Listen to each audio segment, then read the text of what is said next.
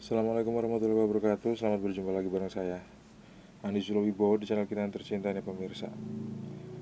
Kali ini kita jumpa lagi di podcast yang Kali ini kita jumpa lagi di podcast. Dan ini adalah podcast yang ke-12. Saya mau jawab langsung aja pertanyaannya pemirsa yang udah masuk di channel Teknisi Digital. Pertanyaan dari Brother My Boy. Ini komentar masuk di video cara memperbaiki kipas angin 707 Electric Tower Fan. Kipas anginnya bisa pemirsa tonton di video saya yang ini ya, cara memperbaiki kipas angin 707 Electric Tower Fan yang rusak. Kipas anginnya itu memang jarang sih kita temuin, kecuali di Singapura. Bener yang dibilang sama Brother My Boy, Bang, kok bisa dapat kipas angin ini? Bukannya kipasnya cuma ada stoknya di Singapura. Memang iya. Kebetulan gini ceritanya, di Tanjung Pinang ini kan deket banget sama Singapura, deket banget sama Malaysia, tapi yang paling deket sama Singapura. Itu kalau dari bengkel saya buka, mau pergi ke Singapura itu tinggal naik Gojek sampai pelabuhan Sri Bintan Pura. Habis itu naik speed Singapura, nanti tunggu sekitar 1,5 jam atau 2 jam tuh udah nyampe di sana, deket banget kan. Kita udah ada di negara lain waktu itu, dan kita udah makan nasi Singapura. Padahal nasinya sama aja, cuman sensasinya aja yang beda. Kapan-kapan kalau misalnya saya dan teman-teman ngopi di Singapura, saya tunjukin deh cara pergi ke sana dari Tanjung Pinang. Jadi kipas angin ini punya orang Tanjung Pinang, punya teman saya. Waktu itu rusak, terus diantar ke bengkel, minta diperbaiki.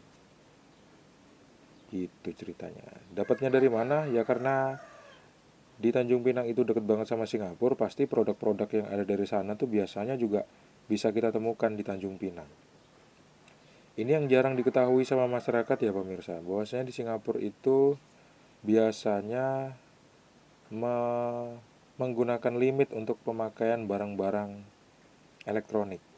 Kipas angin, TV, dan lain-lain itu memang ada limitnya. Jadi barang itu harus tidak digunakan lagi atau dibuang. Meskipun barang itu masih bagus atau mungkin rusak-rusak sedikit lah. Kalau misalnya memang udah habis limitnya, udah sampai tenggat waktunya harus diganti harus diganti ya, itu harus dibuang dan diganti lagi sama, kalau seingat saya sih, moga-moga aja nggak salah ya, itu diganti sama sama pemerintahnya gitu. Jadi mau nggak mau harus dibuang.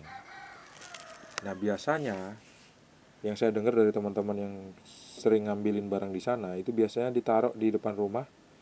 Kalau kita gitu di Indonesia biasanya ditaruh di depan rumah yang ada tempat barang bekas lah gitu, bukan tempat sampah ya. Bisa jadi tempat sampah sih, bisa jadi juga tempat sampah. Tapi lebih pasnya itu tempat barang bekas gitu. Jadi itu sama orang-orang kita yang kebetulan ada di sana itu bisa diambil, entah gimana caranya. Barang-barang bekas itu bisa diambil, ditampung, habis itu dijual lagi. Kok kayaknya ayam itu berkokok terus ya dari tadi. Gak apa-apa deh, ayam tetangga. Kalau udah diambil dari Singapura, ngejualnya di mana? Paling enak ngejualnya ya di sini, di Tanjung Pinang, di Batam. Tanjung Pinang dan Batam. Itu tempat tempat ngejual barang-barang elektronik dari Singapura yang paling strategis, pemirsa. Biasanya di sini ada istilah second Singapura. Nah, itulah barang-barang yang ceritanya itu udah dibuang terus diambil dijual lagi di sini. Kalau kalau kita sih, masyarakat kita masih mau banget terima itu. Kebetulan kipas anginnya rusak dan akhirnya saya perbaiki.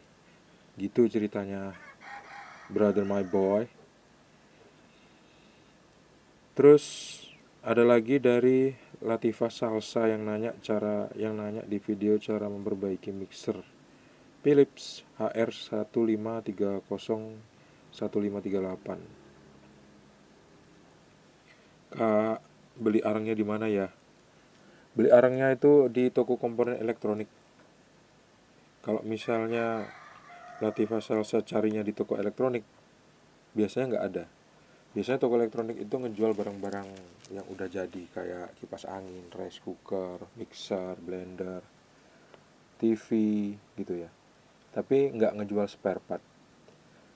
Arang itu masuk dalam kategori spare part, jadi carinya harus di toko komponen elektronik. Pasti ada di tempatnya Latifah Salsa. Bisa dicari di internet, pasti ada. Kalau misalnya jaraknya gampang ditempuh, beli aja. Dan kalau misalnya beli arang itu, bilang aja, tinggal bilang kok beli arang untuk mixer gitu, nanti pasti dikasih. Kalaupun arangnya itu besarnya hampir sama atau nggak sama, itu nggak apa-apa, yang penting dia bisa masuk. Kalau memang cari yang benar-benar standar pas, itu biasanya sih agak susah, karena yang dijual tuh biasanya yang universal. Artinya bisa dipakai di perangkat elektronik apa aja, baik itu mixer merek ABCD lah pokoknya. Gitu ya Latifah Salsa. Semoga bisa membantu. Atau kalau mau beli sama saya, boleh, bisa datang ke sini, bisa datang ke bengkel, karena saya juga jual komponen elektronik juga. Spare part elektronik juga saya jual. Kalau dekat ya dari saya di Tanjung Pinang, Kepulauan Riau. Tapi kalau misalnya jauh, bisa sih pakai ekspedisi, nanti dikirim pakai JNE atau pos atau tiki. Tapi kayaknya berat di ongkos gitu, ongkosnya mahal. Tapi kalau mau beli juga nggak apa-apa sih. Komen aja, nanti saya kirimin ya. Terus ada lagi dari Bajibul tutorial, dari video cara servis kipas angin merek Akira bau gosong.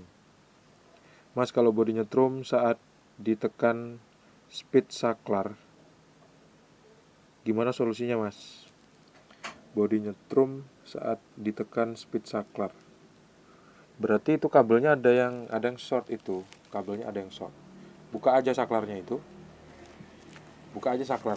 atau cek seluruh pengkabelannya. Pertama gini, cek saklarnya aja dulu, buka saklarnya, terus lihat ada nggak kabel yang nempel ke bodi. Itu pasti ada yang nempel ke bodi. Kalau misalnya nggak ada kabel yang nempel bodi di saklar, bisa juga diganti saklarnya dengan saklar yang baru. Nah, kalau misalnya saklarnya memang nggak bermasalah, nggak ada yang nempel di bodi atau saklarnya nggak rusak, coba cek seluruh kabel dari kabel steker. Steker itu bahasa teknis dari colokan. Biasa kita nyebutnya colokan. Saya sebut steker aja ya, supaya lebih gampang untuk memahaminya. Jadi kalau cek kabel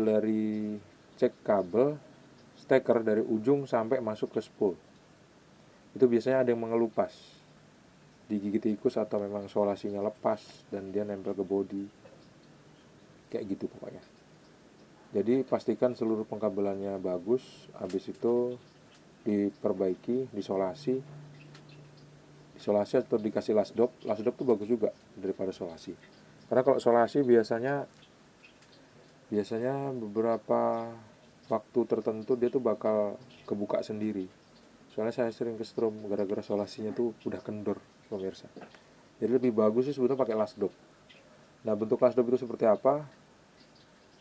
Kapan-kapan saya tunjukin lah ya. Saya beli komponen-komponennya, nanti saya tunjukin ke pemirsa kira-kira barang-barang mana aja sih yang diperlukan untuk memperbaiki perangkat-perangkat elektronik, baik itu lasdop, timah, jenis-jenisnya, dan solder, dan solasi bakar, dan lain-lain lah pokoknya. Nanti bakal saya tunjukin ke pemirsa. Cuma saya cari dulu bahan-bahannya, karena bahannya tuh sebagian nggak ready di tempat saya buka bengkel, buka praktek. Buka bengkel, kok buka praktek? Kayak pengobatan alternatif aja jadinya. Terus itu aja deh untuk teman-teman. Semoga bisa menjawab pertanyaan-pertanyaannya ya. Karena kalau saya ketik capek ngetiknya, nggak efektif juga. Pokoknya kalau misalnya teman-teman pengen tahu jawabannya, pantengin terus channel Teknisi Digital, karena pas saya sempat saya bakal jawab langsung. Saya tunjukin ke pemirsa tanpa gambar, hanya gambar komentarnya pemirsa aja yang masuk di channel saya, supaya dengan penjelasan secara singkat ini bisa jadi solusi lah, bisa jadi solusi dari persoalan yang sedang dihadapi sama pemirsa semua. Terima kasih sudah menonton, sampai jumpa di video selanjutnya. Jangan lupa untuk klik like, subscribe, dan membagikan video ini ke teman-temannya pemirsa. Sampai jumpa di video selanjutnya. Assalamualaikum warahmatullahi wabarakatuh. See you and bye-bye.